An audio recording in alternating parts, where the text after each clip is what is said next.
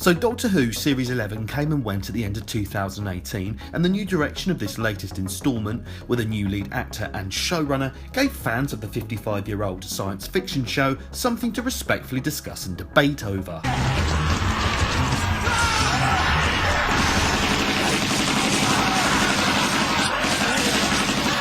Now, I'm not here to fuel the intergalactic war between the libtard cucks and the sexist far-right Nazis. Everyone lost. Yes, those are the only sides you can be part of. You must pick one. Putting the pathetic hysteria over a kid's show to one side, regardless of whether your opinions on the Chibnall era of Doctor Who so far are feelings of love, hate, or meh, chances are we'd all agree that there's always room for improvement for a Doctor's second season. I personally quite enjoy the 11th series altogether, but it's hard to get an overall opinion on the season, because with no story arc, I felt I could critique this season in very much the same style I would the classic series. Some episodes were great, and some sucked. The stories weren't really related to one another, so it's hard to compare the 2018 series against series 1 to 10. But that doesn't matter, because this isn't a review. In this video, I'll be telling you how, in my opinion, I'd like to see Chris Chibnall and the era of the 13th Doctor, plus fam, improve for the next season of Doctor Who in 2020. And of course, this contains spoilers.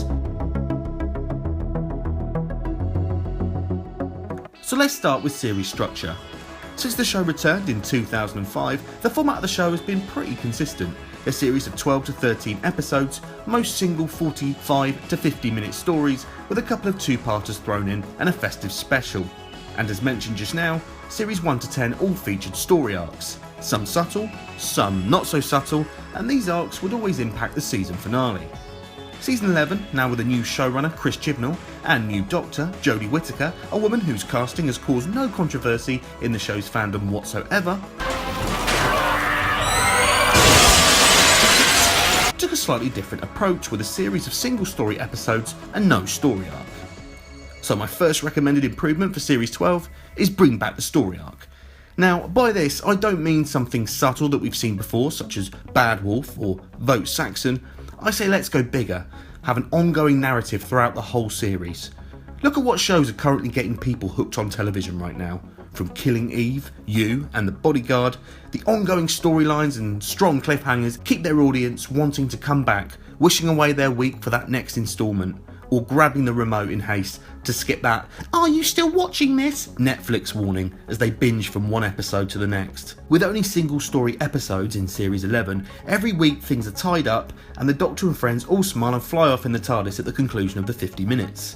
It became a little stale knowing that no matter how big the threat was, we were always going to get that happy ending, and the whole viewing experience felt too routine. Every week the same. Turn up, establish threat, solve threat, home and repeat. There was no sense of danger or anything exciting coming around the corner. Even the next time trailers were pretty lacklustre. So what sort of arc would I be looking for in the new series? Well, I'd like to see something similar to what I believe has been the strongest story arc of the new series era. Rose's return in 2008's Series 4. Although Rose's return had been confirmed for that year's season finale in the press, her surprise cameo scattered throughout the series really got the audience excited for when she was going to pop up next, especially due to what huge impact we, the audience, knew her return would have on the Doctor. I wasn't even a fan of Rose, but I remember the joy of Series 4, having a new episode each week, but also being on the edge of my seat just waiting for Rose to pop up and attempt to communicate with the Doctor and Donna. And when she did, we were not disappointed. You're gonna die.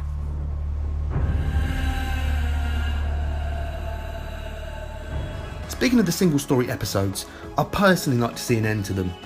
I do think a story arc will return next year, and that will disappoint Chibnall, who obviously wanted to do something different, and quite rightfully so. Well, Chibbers, how about this for something different? Kill off the single episode stories and have a 12-week series consisting of 6 two-parters. I just feel single story episodes have had their day with the current setup. 50 minutes is not long enough to establish a threat, a story, a satisfactory resolution, introduce and develop additional characters, and of course have time for all 4, yes, all 4 of your lead characters to have enough screen time. Yeah, I was going to get onto the leading cast at some point, because you see, for me, 3 companions is ridiculous in New Who. The only time Three Companions ever really worked for me was in the 60s, when the pace of the show was much slower and serials could stretch to 6 half-hour episodes of story or more. Sad thing is, I really like all 4 of the main cast, and I want them to stay, but with a large leading cast and such little time, I still, after one series, have issues. For example, I have no real clue what Yaz's personality is, and worst of all, I still don't feel like I've gotten to know the 13th incarnation of the Doctor properly, and that's after a full season.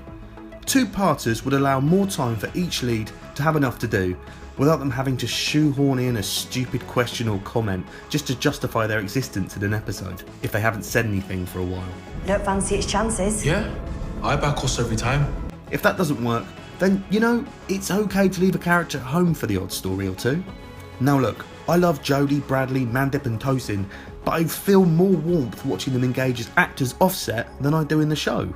The relationship between Graham and Ryan, now I'll give you that, it's been a real highlight this series. But at least we got each other, right? Grandad. What did you just call me? However, considering these guys are supposed to be fam, they feel a little bit more like a family awkwardly sat around the table at Christmas discussing Brexit. I mean, look at how they stand around the console. It's all a bit formal and awkward. I find myself wondering if they're even enjoying their adventures, and has Graham ever spoken to Yaz? Like, have they met? All this isn't the fault of these fine 4 actors. I just feel that, as previously mentioned, the lack of time and overcrowded TARDIS is meaning that the relationships between the characters has suffered in comparison to previous years, when we had the Doctor plus 1 companion setup. If you've watched the extras on the brilliant classic Doctor Who Series 19 Blu-ray box set, all the cast talk about is how it was obvious even then, with a longer series and story length, that 3 was a crowd. So how on earth did they think it would work in a series of 10, 50-minute single story episodes? Right, okay, I want all 4 of the cast to stay. So let's pretend Season 12 gets that extra time and change of series format I requested previously. Thank you, Chibbo. So then, what do I want to see from these characters in 2020? First of all, some mystery between the Doctor and her companions. One thing the show has always had is this underlying mystery between the character of the Doctor and the companions, dating all the way back to the very first series. So you still challenge me, young man? Well, just open the doors and prove your point. You're so narrow-minded, aren't you? Don't be so insular. Companions are just that, companions. Tighter than tight, with a relationship always built on trust. However, something I've always loved and something I feel goes unappreciated in the show's history is the slightly sinister fact that not one of the Doctor's companions know who he is or really anything about him, and I think that secretly bothers his fellow travellers. The Doctor relies on his companions to put their life in danger for their adventures and trust him with their lives. However, they've never known the Time Lord's true past, the reason he travels, or even the Doctor's real name. This has been touched on wonderfully a few times, most memorably with Ace during the 7th Doctor era and in the early episodes of the 9th Doctor's single season with Rose. What are you called? What sort of alien are you? I'm just the Doctor. From what planet? Well, it's not as if you know what it is. Where are you from? What does it matter? Tell me who you are. This is who I am, right here, right now, all right? All that counts is here and now, and this is me! Yeah, and I'm here too, because you brought me here, so just tell me. I feel Ryan, Yaz and Graham were a little blasé about meeting the Doctor, just, bumbling along and, here's a woman with a police box, my nan's dead and off we go, happy days. Where to next, bagum bagum? Let's bring back that mystery of the companions and their wariness of the Doctor. It's a Time Lord and 3 humans at the end of the day. Speaking of that separation between Time Lord and human, let's focus on the 13th Doctor. I really enjoy Jodie's performance and feel she's justified her casting. There are a few humorous flashes of Tennant and Smith, along with the innocent charm of Davison and geeky gentle nature of Troughton. You probably can't remember your family. Oh yes, I can when I want to. And that's the point, really. I have to really want to bring them back in front of my eyes. The rest of the time, they sleep in my mind. I carry them with me. What they would have thought and said and done, make them a part of who I am. So even though they're gone from the world, they're never gone from me. Of course, Jodie has added her own splash of charm to the role, but I feel the writers could allow Jodie to dig deep into her more serious acting methods that she's impressed the nation with in previous television roles. Prior to Doctor Who, I'd only ever seen J-Dub appear in 2 other shows, Broadchurch and Black Mirror, in which he plays, in both, characters suffering through morbid and upsetting circumstances. So basically, I've only ever seen Jodie play very serious roles in very serious dramas. Even that viral video of her and Eccleston in Antigone shows just how indomitable this 5'4" northern lass can make her characters. And yet you dared to disobey the law. Yes, I did. Because it's your law, not the law of God. Natural justice, which is of all times and places, numinous, not material, a quality of Zeus, not of kings, recognises no such law. You are merely a man. A wonderful actor. Thing is, I don't think I'd ever seen her in a role where she cracked a smile, and for that reason I was extremely surprised when we got the 13th Doctor that we did. Tim Shaw? Tim Shaw. Tim Shaw? Tim Shaw. Now, as mentioned before, I adore number 13. She's fun, she's energetic, never dull. She's cute. God damn, she's cute. Never did I see the day that I would fancy Doctor Who. Hello there. Anyway, while I enjoy the energy and fun of the 13th incarnation, I would like to see Jodie bring an element of those previously mentioned roles from Broadchurch, etc., and inject them into a darker side of the Doctor. I expected the New Year's Dalek story to bring this out of her, and although we did get a more serious 13, I feel the first meeting of this incarnation of the Doctor and her old foes, the Daleks, warranted a scene reminiscent of the 9th Doctor's introduction to the Daleks in Season 1, something that I'm certain Jodie would have smashed out the park. I love her, she's awesome, but let's have a bit more darkness and seriousness from the 13th Doctor from time to time. It'll also be interesting to see how Yaz, Ryan and Graham react to this side of the Doctor that we, the viewer, know lies deep within the Doctor's soul. I'd also like to see the Doctor lead from the front a bit more, maybe even a companion-like episode similar to Midnight or Deadly Assassin where the 13th Doctor can have an adventure to herself without a fam. Yeah, no matter how many times you say it, it doesn't make you cringe less. Fam. So on to the companions, quite simple. Yaz. More Yaz, please. The girl's a police officer for Christ's sake. Let's have her doing some investigating shit and take charge of the boys every now and then, or better still, give us some action scenes. Back to the series as a whole, there's been a lot of unnecessary hysteria over the show having a political agenda this series. In fact, some people haven't shut the hell up about it. Oh, the human race. You're never happy, are you? To be honest, any political commentary or agenda doesn't really bother me, as it's always been part of the show, even dating back to the classic series. Like, The Curse of Peladon was an on-the-nose satire of Britain joining the common market, and the sequel, Monster of Peladon, was a similar satire of the miners' strike of '74. Yes, but it's the situation on Peladon that is stopping you getting the trisilicate. Precisely, Doctor, and let me suggest a simple solution. Your miners will return to work immediately, and they will work under armed guards, which you will provide. And if they refuse to work, they will be killed. The Mutants was about the apartheid, the Green Death was about environmental politics, and there were many other politically heavy stories, such as the Sunmakers, Kinder, the Happiness Patrol, and of course the satire continued into the new series with episodes such as The Aliens of London, which perfectly reflected a post-9/11 Britain, and the Zygon Invasion/Inversion, which make many references to Islamic terrorism. I guess for season 11 there could be an argument that these political episodes could be a little full on at times, what with episodes containing political commentary in the past, often using alien planets or species as metaphors for real life events. This season decided to drop us straight into history's past, and I've not got a problem with that. I love the Rosa episode, but within the next couple of stories the viewers went from the civil rights movement of the 1960s to the partition of India and came face to face with a pound shop Donald Trump. So I guess I do empathise with those crying out for some far out sci-fi adventure a million miles away from the real world. For that reason I say keep the historical stories for season 12, the ones that carry a political message, but balance them out with more fantasy sci-fi that the viewers can escape reality from, and please, on that note, more monsters. I respect Chibnall's decision to exterminate all old monsters for 2018, but I was expecting something more exciting, and as interesting as Tim Shaw is, he was no weeping angel. Heck, he wasn't even a Blomfell Foch. So more monsters, and in fact, maybe even some old monsters? Now I know people roll their eyes at the idea of bringing back more classic Who villains, especially now the big boys have all been done, like the Daleks, the Cybermen, the Sontarans and Zygons, etc. And I get that, but the only monster that was any good in the 13th Doctor era so far was the Dalek in Resolution. Nobody will agree with me, but for me, that was my favourite Dalek story since Remembrance of the Daleks. Really? Now I'll get onto the Daleks in one moment.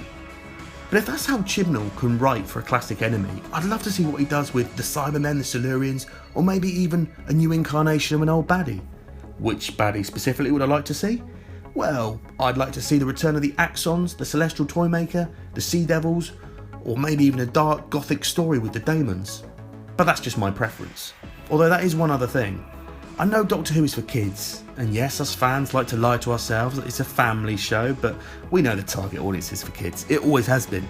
Deal with it. But that doesn't mean the show can't be shit your pants scary. I don't think I startled once during season 11, and neither did my 5-year-old niece.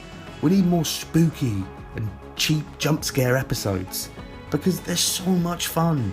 Plus look at Blink, arguably the most critically acclaimed episode of New Who, and it was absolutely terrifying. Scare us, Chibnall, scare us. And so then, finally, let's get on to the Daleks. Now, I know many of you have become a little roll-eyed emoji when it comes to the Daleks. Yes, I said roll-eyed emoji. I'm down with the kids. Shut up, kids show, remember? Many of us have longed for a season or two without the Daleks as they've become a little bit overbearing from season 4 onwards. However, this current deal with the Terry Nation estate, those who own the rights to the Daleks and own the rights for the BBC to use them in Doctor Who, state that they must be used at least once in every series. And I didn't want this video to turn into, here's how I would write a series of Doctor Who, I know best. But just hear me out on this. Now, I don't think the situation means you need to shoehorn in a Dalek story into season 12. When Doctor Who was forced into including a Dalek with every previous season to oblige with the contract they have with the Terry Nation estate, it worked much better in seasons such as the 6th or the Year of the Specials, when the Daleks would just make a cameo. Therefore, I would hold off on a Dalek story for series 12 and instead have them as the big bad again for season 13. So how would this affect season 12? Well, in a similar fashion of Rose's cameos during season 4 that I mentioned earlier. It would be great to have the Daleks maybe secretly pursuing the TARDIS throughout the series in the background. A story could end and just before the credits roll, we cut over to the Dalek command ship where we're updated on how they're closing in on the Doctor and her companions. What do they want when they find them? Well, we won't know that until season 13. It would be great to have season 12 draw to a dramatic close with, this time, a good season finale, only for the series to come to a conclusion on the cliffhanger of the Daleks finally catching up with them. The Doctor comes face to face with the Dalek army once more, then big screech, music hits, credit rolls, and the audience have to wait a frustrating 12 months to find out what the conclusion will be. Now that's just an idea, but however they do it, it would be nice to have a series end on a cliffhanger for the next series. If you don't get what I mean, look at the end of series 1, 2 and 3. They have a new Doctor, Catherine Tate appearing in the TARDIS. What? And the Doctor crashing into the Titanic. What? Although this season had come to an end with the story arc all wrapped up, it left you with this exciting feeling that the adventure of Doctor Who is never quite over. I'd love to see that again. But for yeah, at least for now, the adventure is over for the Doctor as we're left back in Doctor Who Hiatus 5.0. My last hope for season 12 is that this year-long break allows the dust to settle following the petty arguments among the now polarised Doctor Who community. If just that, out of the many things I've listed here and hoped for the next series of Doctor Who happens, that this fan war comes to an end, then I'll be a happy man. Thanks for watching and feel free to subscribe, but don't feel obliged.